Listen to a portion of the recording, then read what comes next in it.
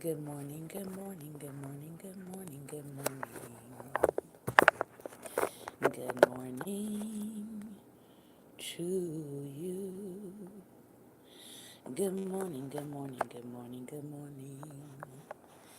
Good morning to you.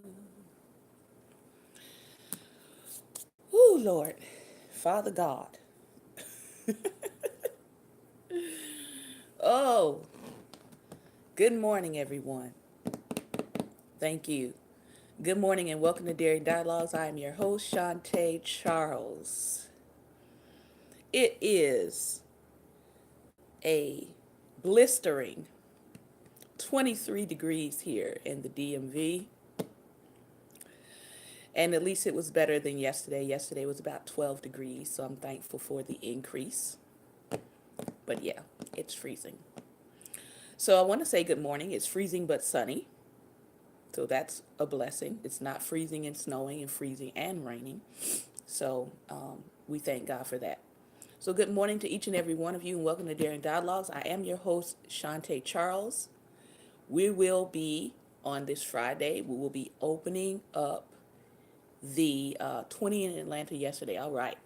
We will be opening up the conversation box on Friday, and we're going to try to do some call ins. So I will have a number for you where you can call in and tell me what you're thinking about for the week. There's been a couple of things that have happened in the news recently. We know that, unfortunately, the delusion of, or the deluge really, of corrupt leaders doesn't stop flowing. And so, yeah, I would prefer not to talk about them because there are other people that are already talking about it. I would say this. I would say, if you are a spiritual leader over any group of people or in influencing of any group of people, please, for the love of all that is holy and for the love of those leaders who are trying to live rightly before the Lord, can you do us a favor and just resign? Yeah, that would be helpful. Can you go get some help, whether that's mental issues help, whether that's sexual proclivities help?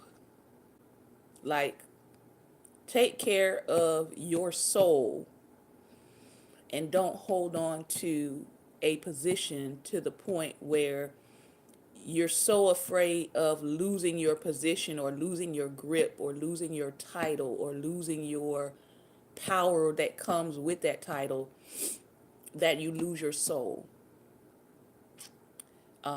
Because your soul is what you're going to be given account for. Your spirit, what you've done in the body, is what you're going to be given an account for before God.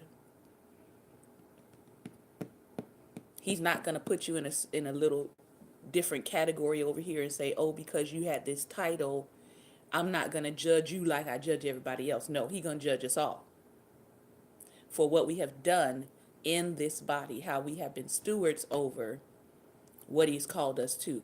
So I'm going to always encourage you, please seek out professional help. Leaders, please seek out professional help. Young ladies, over the weekend, there was a young lady, I believe, I want to say in Atlanta, possibly Atlanta, who was drugged and date raped, or an attempted rape. The facts on that are still going back and forth, while she was in a club on video camera. There was a video camera going in front of her, and the person was behind her, and she appeared to be drugged and intoxicated at the same time. And the person proceeded to act like they were dancing behind her, but they were in fact assaulting her. And people thought that she was enjoying whatever was happening because she was too drugged and intoxicated to actually be taken seriously. And so she was actually in the video saying, help me. But all of the flashing lights and the music and people are, they're in their own worlds. I used to go to clubs. Yeah. Till I was 18. And then I realized, wait a minute, this is a hypnotic box. That's why you lose sense of time and place when you go to those places, because it's intended to hypnotize you. It uses the same methods that Mr. Mesmer, where they get the word mesmerize from, it uses the same methods of hypnotism. All right? The strobe lights, the flashing lights, the loud music with the low thumps. All of that is intended to throw off the rhythm of your heartbeat, so you don't realize that time is going by. It's meant to throw you off. That's why you can go in at 10 o'clock and leave out, and it's 3 o'clock in the morning, and you're like, oh my God, where did time go? I can't believe I've been in here all this time. It's intended to do that.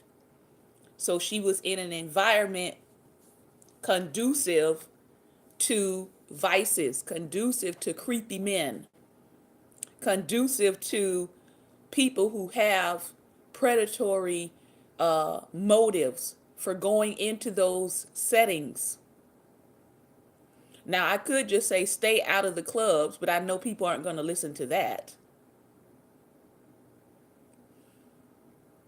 I could just say don't drink alcohol or don't drink anything, period, when you go inside of a club, but I know people aren't going to listen to that advice. So people say, watch your drinks, right? They say, watch your drink. And this is Teachable Tuesday, so this fits in, all right? People say, watch your drinks. But what do you do, like in some cases where there was a group of men who were working in conjunction with each other, and they were paying the bartender at one point to drug the women? So you don't expect your bartender to be in on your assault. But there's been cases of that. So what do you do with that if you're telling women to just watch their drink? You're trusting that the bartender is going to fix you the appropriate drink and not drug you. Again, I could just say stay out of these environments that are conducive to harm for you as a woman, but I know some people aren't going to listen to that. So the reality is, this poor woman was assaulted in some way, shape, or form while she was drugged against her will, but she was drinking, but it gave forth the opportunity for her to be drugged, and it was filmed. I personally think that the man in the film should be brought into custody and charged at least with sexual assault. At least. And they're saying that she is kind of sort of backtracking her story because the man is a relative of someone she knows. Listen, if you backtrack your story to protect a predator, he's going to do it again. Because you just told him that I can get away with this. So, ladies, please be safe out here. We already know that society is not conducive to you just being safe. So you need to do what you need to do in order to protect yourself. Sometimes that means removing yourself from an environment. Sometimes that means if you happen to go into that environment, not consuming something that can be tampered with. It also means not going into certain environments by yourself. All right. If you look me up online, Shantae Charles, and type in girl power safety, you should pull up an article I've written in detail about all of this stuff. Part of it from life experience, and part of it having to do with some of the things that I saw happening at the time. Is just it's very simple Realistic safety tips for women to protect yourself. So you can look it up. Just look up Shantae Charles Girl Power Safety Tips, also known as GPS. All right. And I go into detail about things that you can do to keep yourself safe in an environment that may not be conducive for your safety. Based on things that I have gotten myself into in life, that I said, if I ever get out of these situations, I will make sure I don't ever find myself in them again. And I have kept my promise to myself. All right. Things like going somewhere with someone and not having money on me and being at the mercy of someone to decide whether or not they want to take me back home. I won't do that again. I won't do that again, I promise you. But I was young. I was in college. I wasn't thinking that, hey, somebody's going to get me off somewhere and say, I'm not taking you home, and then realize I don't have enough money to get home. I won't do that again. I won't ever go somewhere where I don't have enough money to get back on my own. That's something I learned in college, and that's something I learned with ministry. That includes ministry. All right? You will never invite me somewhere and then I can't get back home because I'm relying on you to do right by me as a minister, and you don't. We won't be doing that. All right? Things they don't teach you in minister's class. I might do that one. Maybe I might do that segment one day for all the leaders and all the ministers and all the aspiring ministers. Things they don't teach you in minister's class, but you better know. That would be a fun one. All right. So today we have 3 books. We're going to start with Spare the Kids, Why Whooping Children Won't Save Black America. Then we're going to go into a Black History Reader by Dr. Claude Anderson, where we'll be talking about, we said we're going to cover the question of the 1866 Indian Treaties, which in light of some of the things that are happening this past week in the Capitol with the boys from, I think it's called Covington Catholic. We covered that talked about that a little bit yesterday, and how they were treating the Native American Vietnam veteran in the Capitol. We're going to talk about that treaty. And then we'll read a little bit from Stamp from the Beginning, talking about the early years of the doctrines that were coming into being and the early Christians that had arrived on the scene who were trying to figure out, how do we get a message of the gospel to these Negroes? How do we give them our gospel without revealing too much to them about the fact that what we're saying to them is not really the gospel? We're going to give them just enough to make them behave, so to speak, but we're not going to give them the parts of the Word of God which declare that everybody is supposed to be free and treated like a human being. We're not going to give them that part. We're just going to give them what we want them to have, and get them to be good little slave Christians, right? Rather than believers. So let's get back into this. She is talking about how abuse makes children susceptible to the foster care system. And I'm going to continue from that point. This book is called, again, Spare the Kids, Why Whooping Children Won't Save Black America by Dr. Stacy Patton. When we whoop our children, we also put them at risk of joining tens of thousands of young people who age out of a foster care system and then often struggle badly, with more than 1 in 5 of them becoming homeless after age 18. Instead of making a successful transition into productive adulthood, one national study found that 38% of former foster youth had emotional problems and chronic health conditions. 50% had used illegal drugs. Only 48% had graduated from high school by the time they left the system.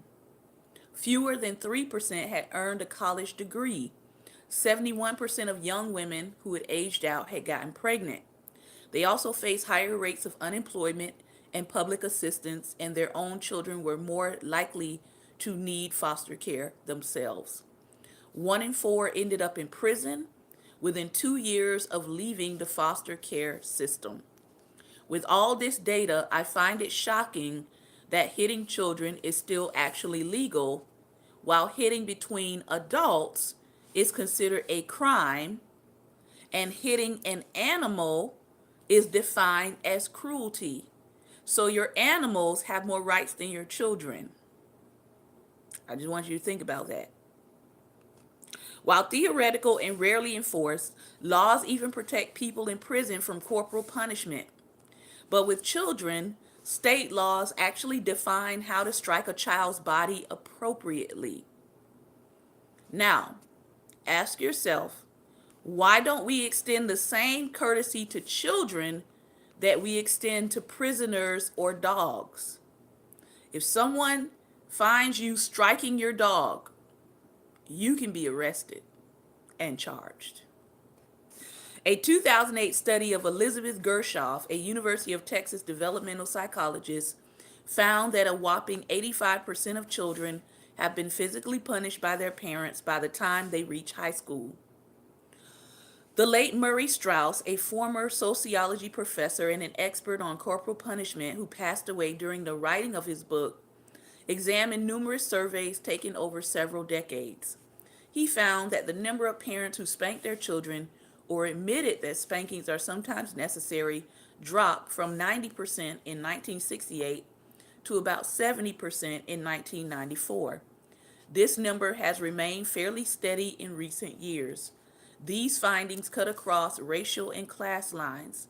Still, a number of researchers across the country have found that black families report using physical punishment 10% more than parents from other communities.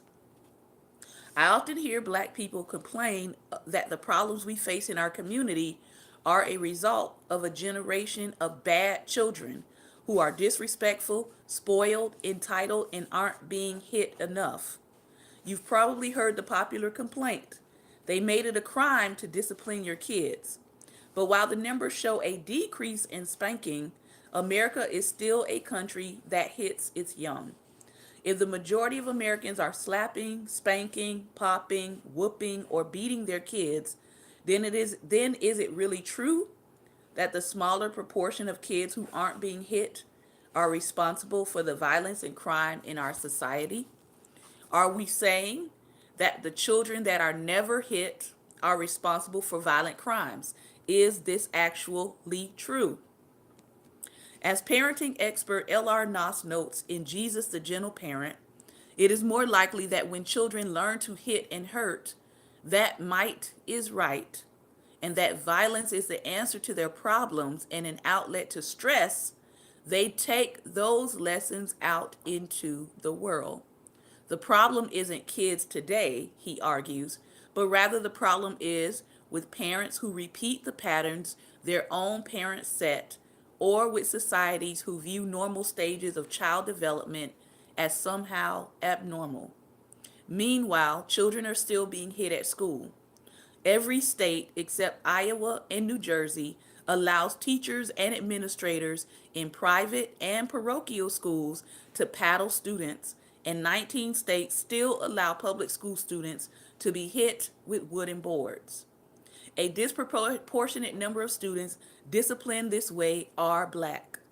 Unlike their white counterparts, black parents overwhelmingly sign to opt in their children in support of this practice. The reasons black folks hit their children are supremely complex.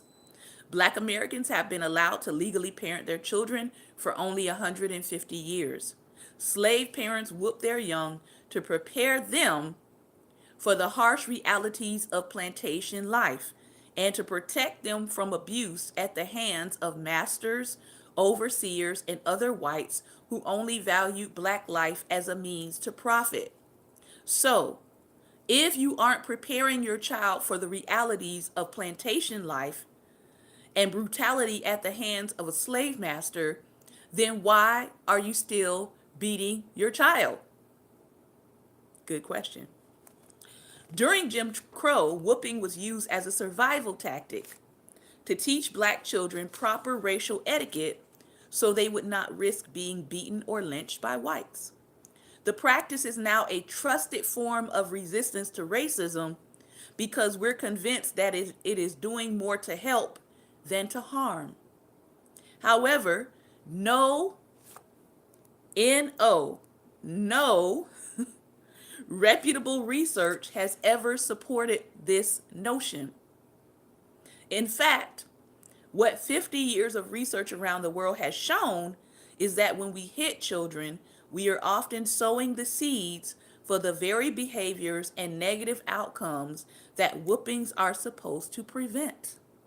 Namely, disobedience, aggression, dishonesty, antisocial behavior, mental health problems, poor educational achievement, low self-esteem, early puberty, risky sex, and a host of other issues. Whoopings are literally changing your child's brain chemistry and the brain's physical architecture. The stress our children face is putting them at risk for chronic health problems over their lifespan, and the trauma is being passed on to future generations through their DNA. We can decrease these risk factors for our children if we would consider parenting practices that avoid hitting. But I know that even if Jesus Christ himself came down and said, "Stop whooping your kids," there would be a lot of folks who would still do it anyway. I expect the skeptics. I know some of you don't think I have a leg to stand on because I'm not a parent. I am humble enough to admit that I don't know what it's like to wake up in the middle of the night to a screaming child. I don't know what it's like to have a child I birthed disrespect me to the point where I want to slap them into next week. I don't know what it's like for my heart to be on edge every time my son walks out the door to go to school or to the store, fearing he might return in a body bag. I get why people have been quick to dismiss the information because they believe a childless person cannot possibly understand this reality, just like they believe that Paul could not talk about marriage, just like they believe that Jesus could not talk about marriage.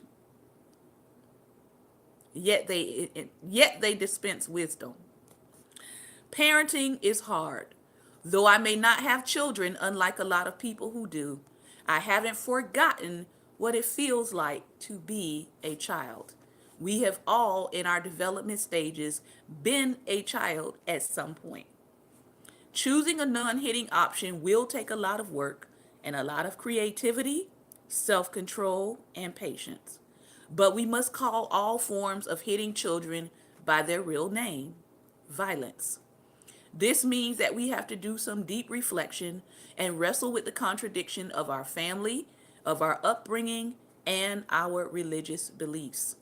It means that we have to dare to imagine what it means to raise intellectually, spiritually, and socially free black children. I mean, absolutely free.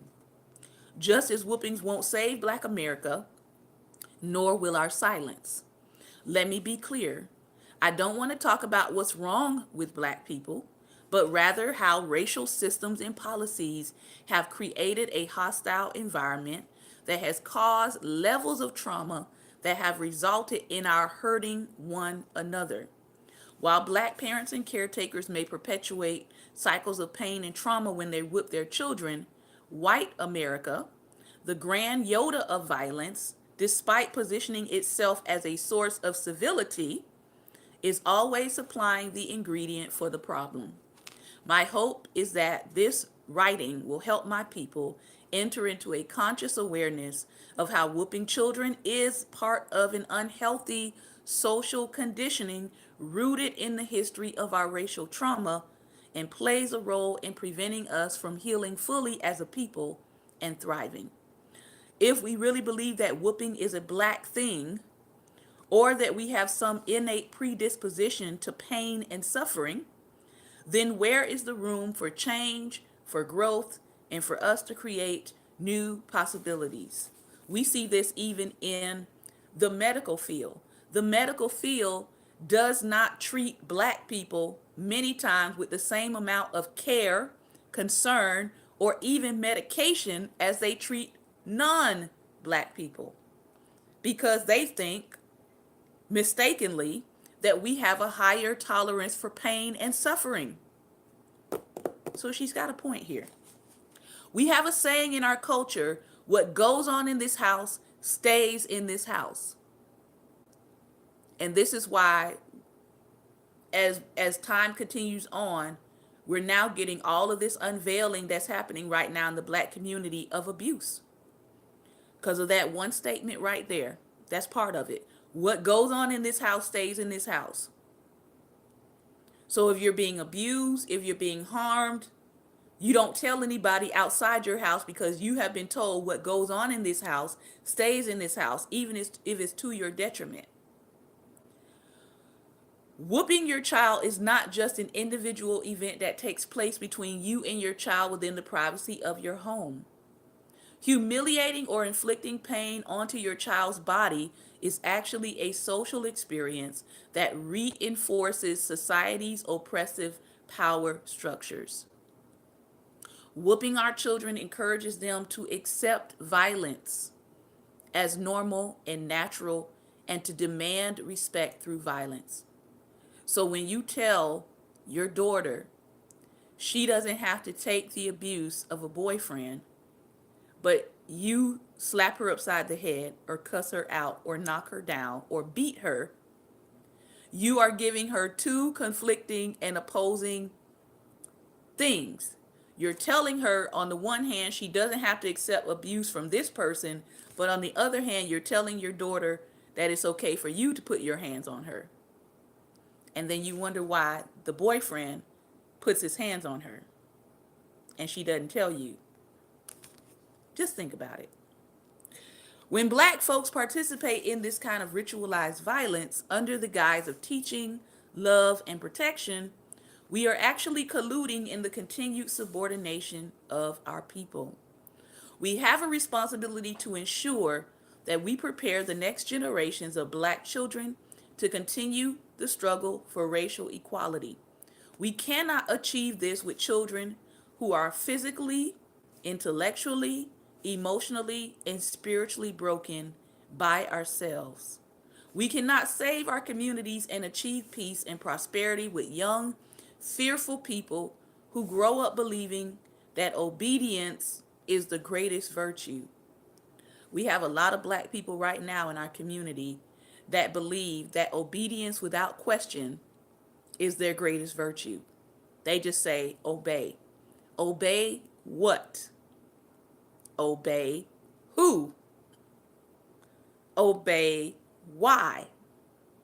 Why would I obey something that is bringing harm to myself or my community? MLK did not teach blind obedience.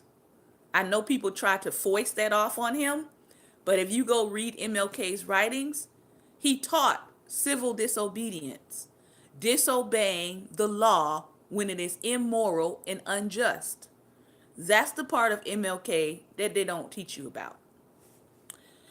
We should work to nurture our children to become curious, resourceful young people who endlessly push the boundaries and become the kinds of adults who change the world instead of being changed or victimized by it, including a racist one. I firmly believe that sparing the rod and restructuring the black family as a liberated, violence-free zone is one of the strategies we cannot live without. I don't pretend to have easy or definitive answers and interventions, but here's what I do know about the brilliance of black people. African Americans are the descendants of the survivors of the Middle Passage. We are survivors of centuries of American slavery. We are the descendants of those who came out of the Jim Crow era of genocidal violence against us. After all that we have been through in this country for almost 400 years, now is not the time for more self-inflicted pain and trauma upon our people. We can raise resistance or we can raise order.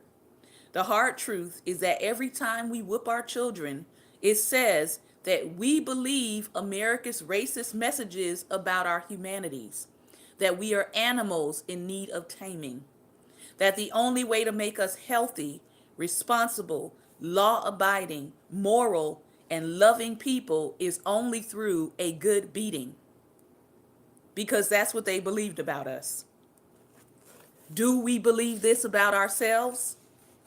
Or do we understand that we can be human beings and we can develop children who are disciplined without doing physical harm to their bodies? Do we believe that? That's a question you're going to have to ask yourself. That's a question that you're going to have to ask your household. All right? So, Lord willing, when we come back next week, we're going to talk about this notion that the black community has called a love whooping. I whoop you because I love you. Yeah. We'll see. Is there such a thing as a love whooping? All right. We're moving into our next book, a Black History Reader by Dr. Claude Anderson. And he is going to give us a little bit of, I would say, some background on the 1866 treaty. If you want, you can definitely, I encourage you to go look up the 1866 treaty in detail. But this treaty was supposed to address black Indians, and it was supposed to address black freedmen, people who had been freed. Now, before I talk about that, I do want to show you a couple of books that you may want to read if you are Native American and black, or descendants of blacks.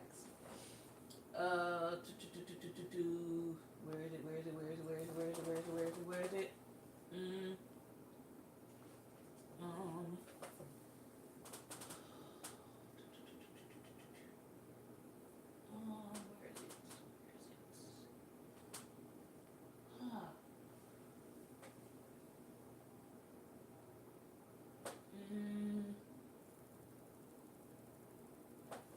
No, I have it.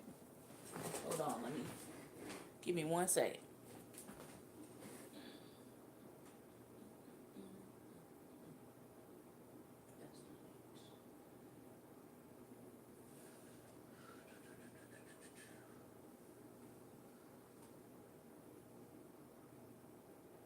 Why are my eyes not leading me?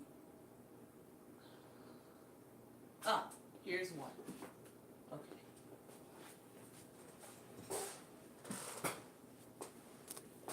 This is not quite the one I wanted, but it's one of them. All right.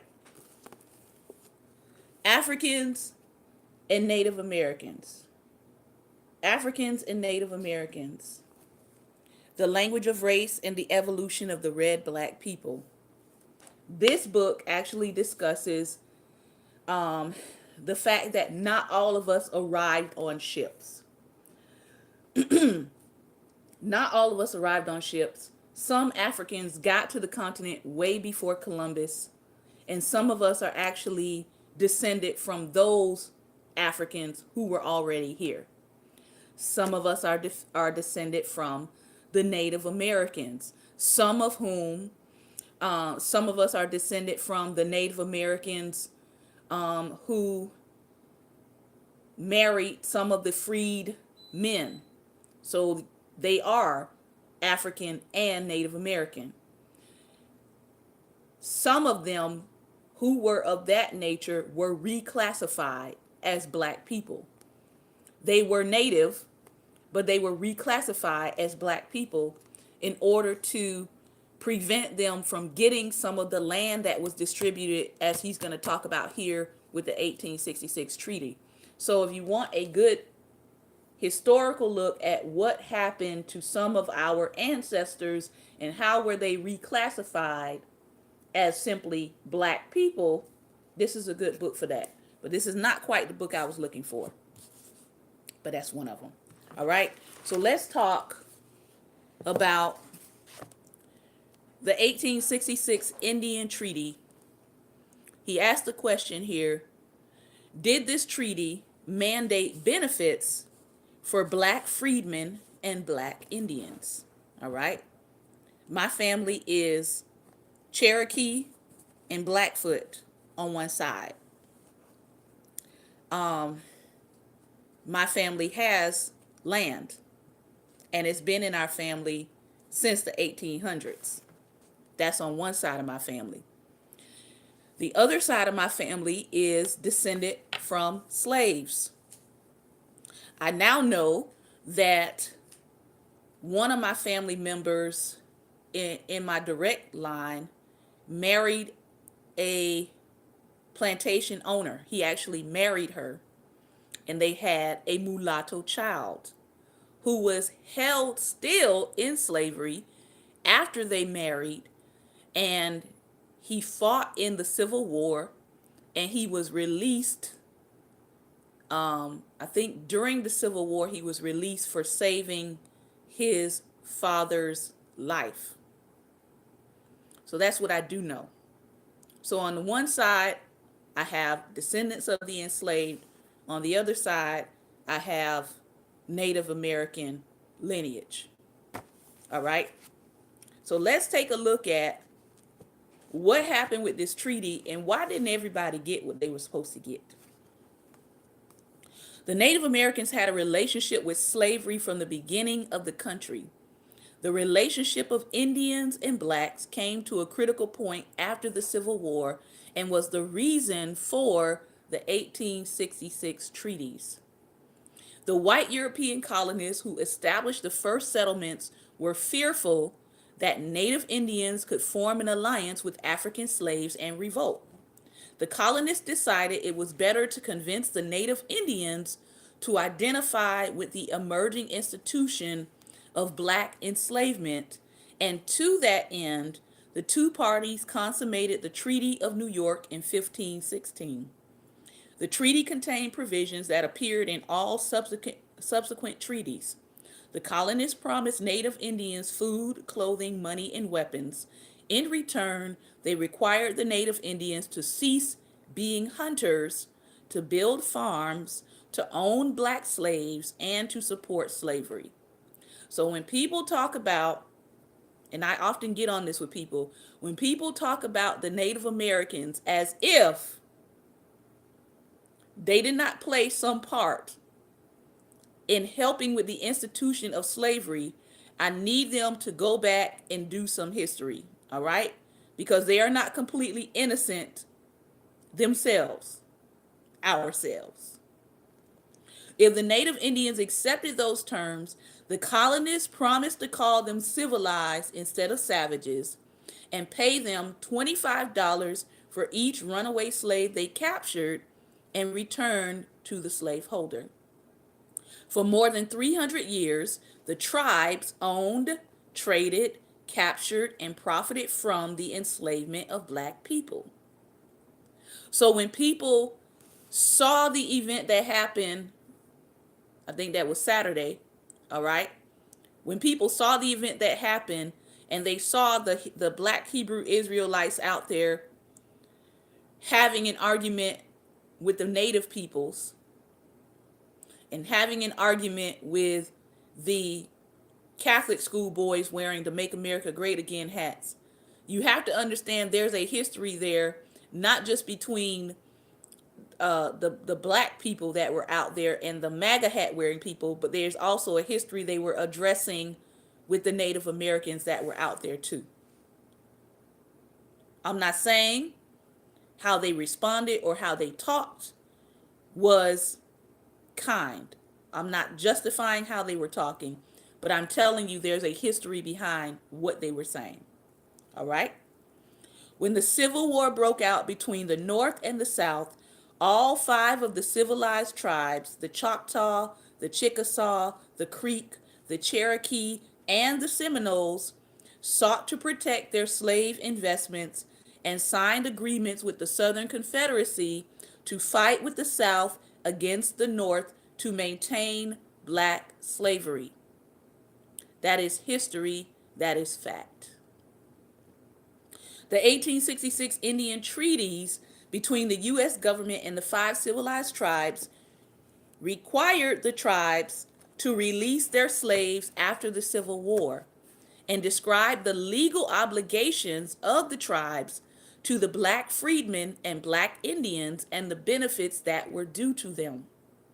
Initially, after the Civil War, the Native Indians who had been slaveholders and had fought on the side of the South to maintain slavery actually refused to release their slaves, claiming independent sovereignty. By fighting on the side of the Southern Confederacy, the Indian tribes had broken all their previous treaties with the United States government because each treaty required loyalty to the U.S. The 1866 treaties were drafted by representatives of the U.S. and were signed by the Indian chiefs of each of the five tribes. The treaties required the Native Indians to release their slaves and to give each black freedman and black Indian $150, 160 acres of land, and most importantly, they were all to be treated as members of the tribes still. The language of the 1866 treaties tracked the language of the 14th Amendment that granted citizenship rights to former slaves. The treaties mandated that black freedmen and black Indians be treated similarly in all manners and equal to members of the five civilized tribes. Today, being treated similarly would mean that the black freedmen and black Indians should be tax exempt, should be exempt from college tuition, should have priority rights to reservation resources, should have rights to electronic broadcasting airways, and have federal recognition of land for gaming licenses. Implicit in the treaties was a direct relationship with the government through the Bureau of Indian Affairs in the United States Department of the Interior. On a side note, the Bureau of Indian Affairs and the Freedmen's Bureau were established at the same time, placing black freedmen and Indians into protected classes. But the Freedmen's Bureau was intentionally corrupted, the funds stolen by whites, and prematurely terminated because the South again had need for a black labor force. The Bureau of Indian Affairs, however, still stands and is the government entity through which black freedmen and black Indians also should have a direct relationship. Instead, both groups have had to resort to litigation to resolve disputes relating to government financial management of allotment accounts for land and material resources. Treaties. Treaties represent the highest form of law, especially in the United States, which presents itself as a nation of laws.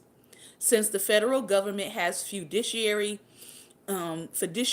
responsibility to carry out the treaty mandates, it ought not be necessary for black people to file lawsuits against federal agencies for failure to carry out their obligations to black freedmen and black Indians. The federal government's failure to fully enforce the treaties represents economic justice that has been denied.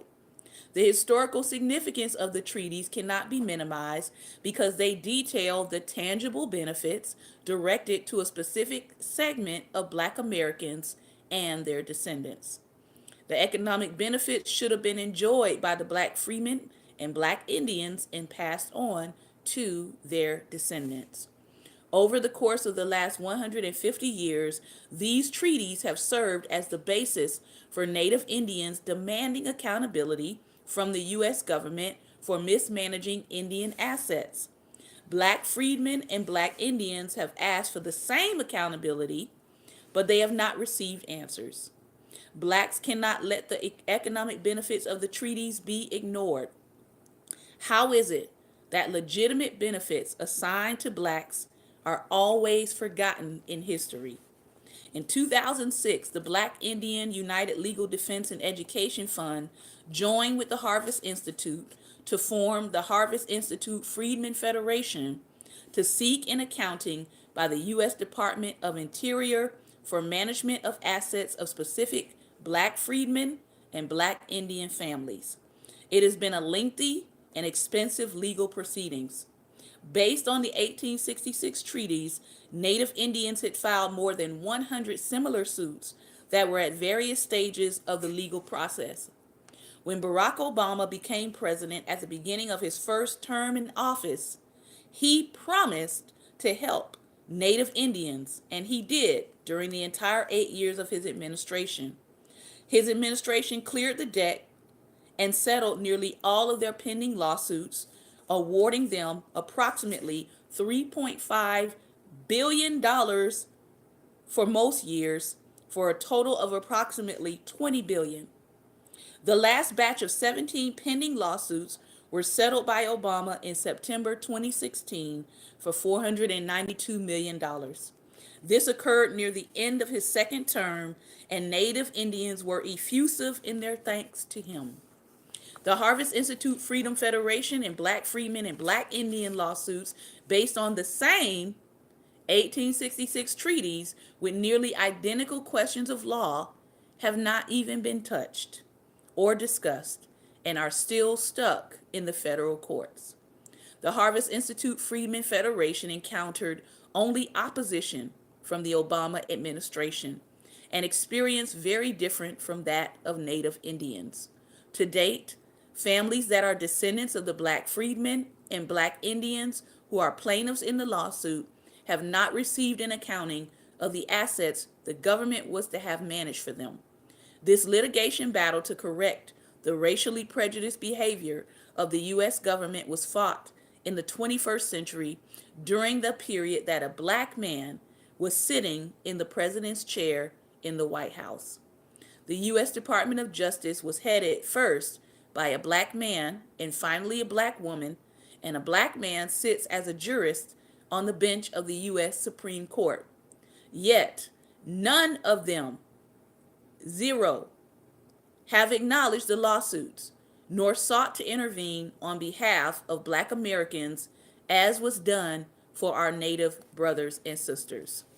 The majority of Americans are unaware of the pivotal role Native Indian tribes played in the installation and maintenance of slavery in the United States and the way the 1866 treaties materialized. Once informed, the logical questions ought to be: why are the descendants of slave-holding Native Indians getting benefits from treaties enacted to free the slaves, while the descendants of the enslaved blacks have been denied their mandated benefits and rights for centuries? If slaveholding Indian ancestors are dead and their ancestors are receiving corrective benefits from the treaties, what is the logic of denying benefits from those same treaties to the descendants of those who were actually injured, the descendants of the black slaves? While the lawsuit filed by the Harvest Institute Freedmen Federation worked its way through the legal steps of Federal Small Claims Court, Federal Appeals Court, Sixth Circuit Court, the Obama administration annually invited approximately 564 Native Indians to White House receptions and awarded them billions of dollars each year of his 2 terms. Neither the black Indians nor the black freedmen were invited to the White House receptions, nor did they share in any of the monetary proceeds. When the Obama administration announced settlement of the last 17 lawsuits for $492 million, the headline of an article in the Washington Monthly by Nancy Letourneau on September 28, 2016 said, "President Obama kept his promises to Native Americans.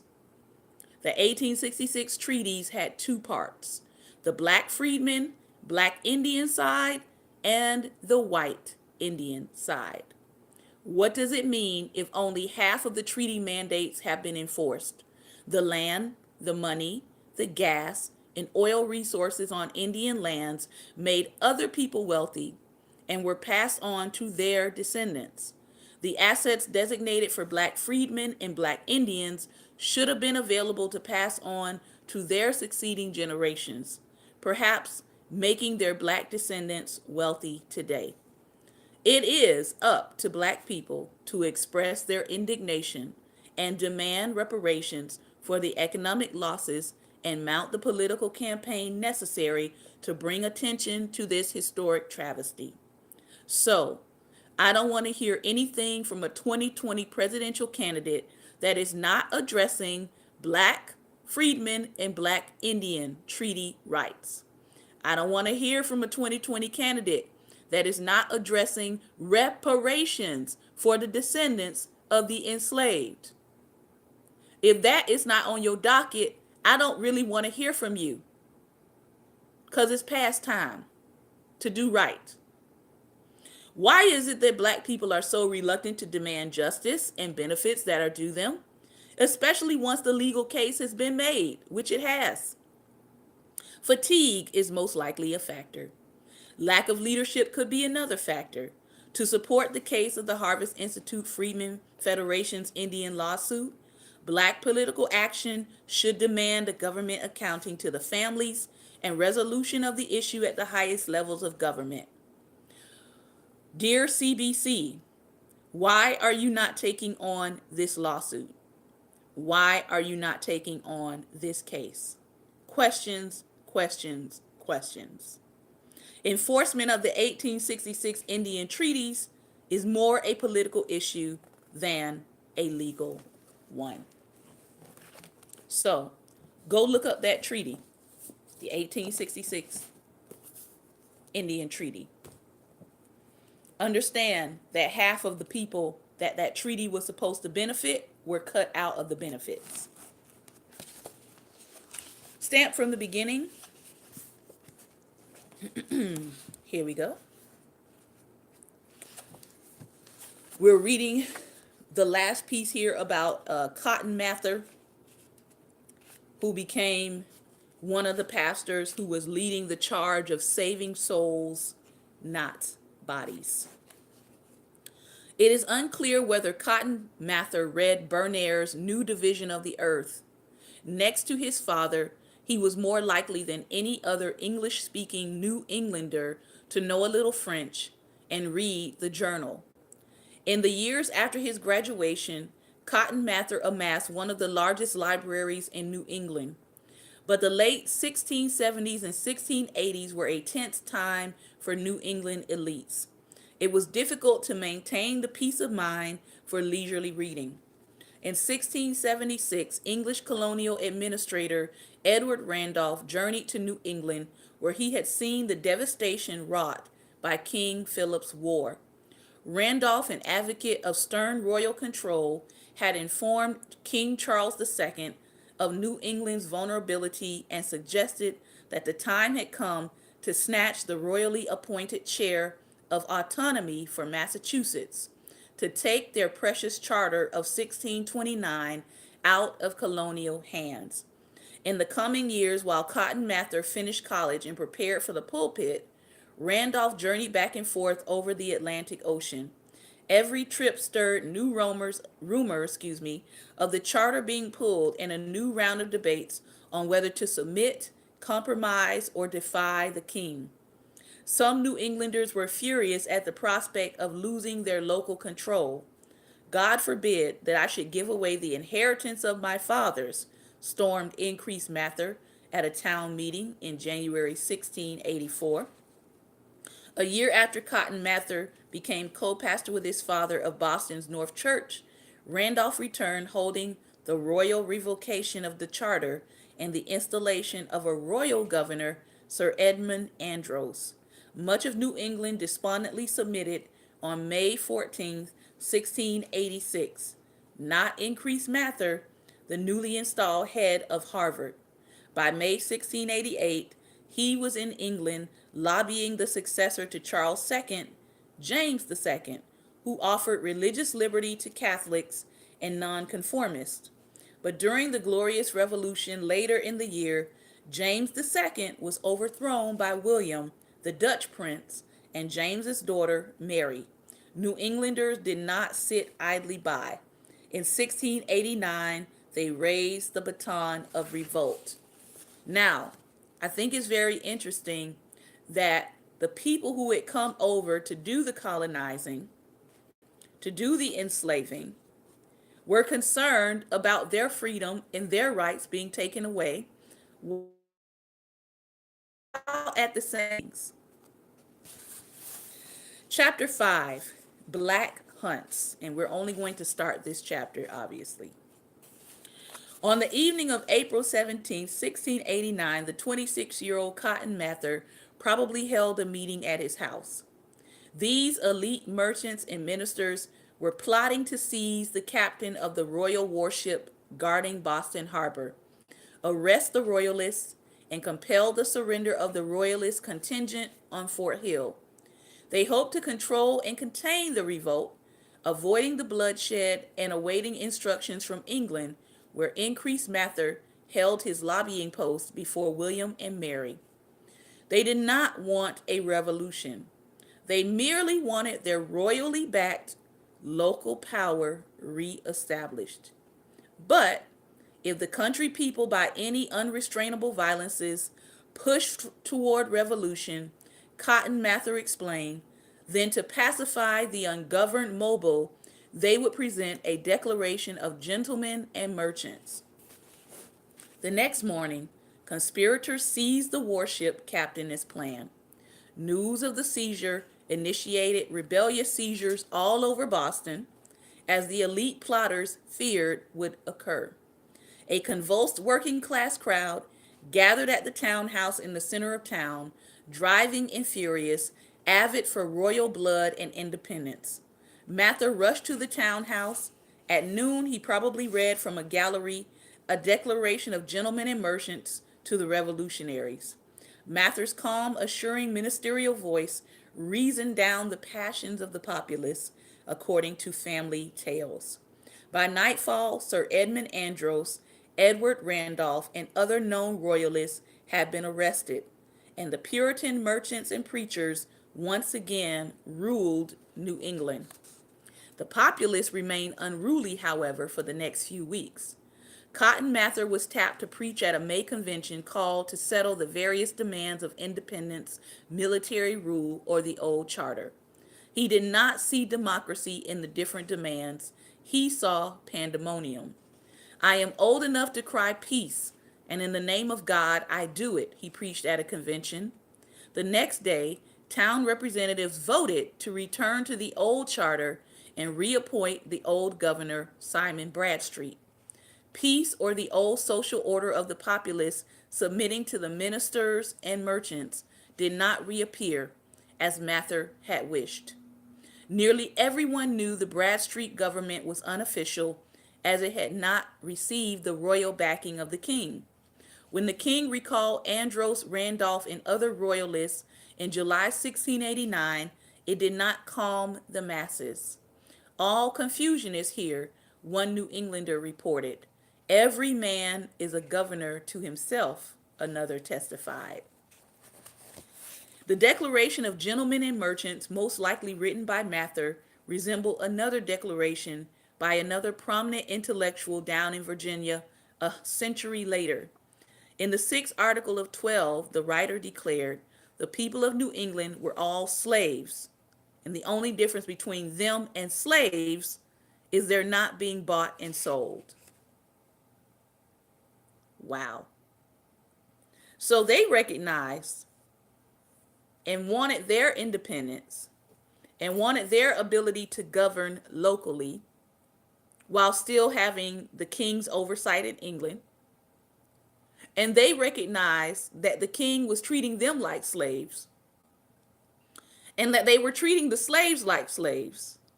And they did not want to be in the same category as the people that they were treating like slaves. Yeah. They said, hey, what is going on, King of England? You all are treating us like slaves. And the only difference between us and the people we treat like slaves is that we're not being bought and sold at the moment. So they recognized that what they were doing was inhumane, even if they didn't outright say it.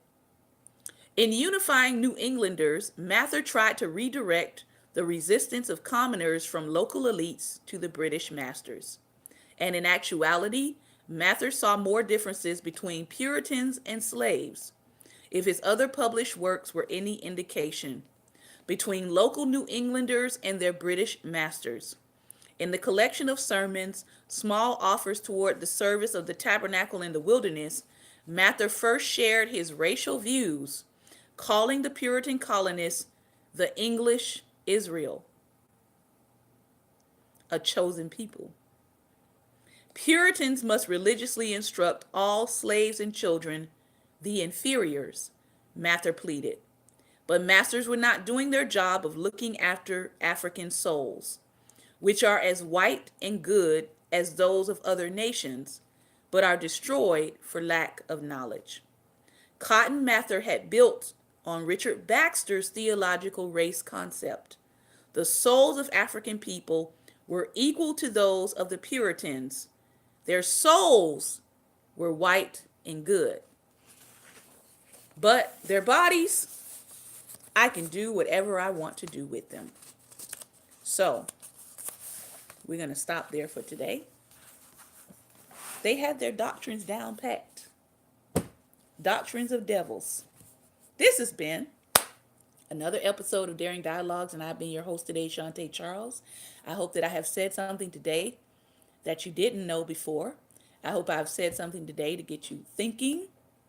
I hope I have said something today to empower you, that you will go back and you will think about your decisions if you're a parent, that you will think about your rights as a citizen and as a descendant of the enslaved, if you are a descendant of the enslaved, that you will go back and study the 1866 treaty and read what it actually said, what it actually granted us. Remember, light is the most daring opposition to darkness. So please go out today, if you can, and be light. If not, if you're going to spend some time online today, spend some time encouraging someone in the Word. Take care, and God bless.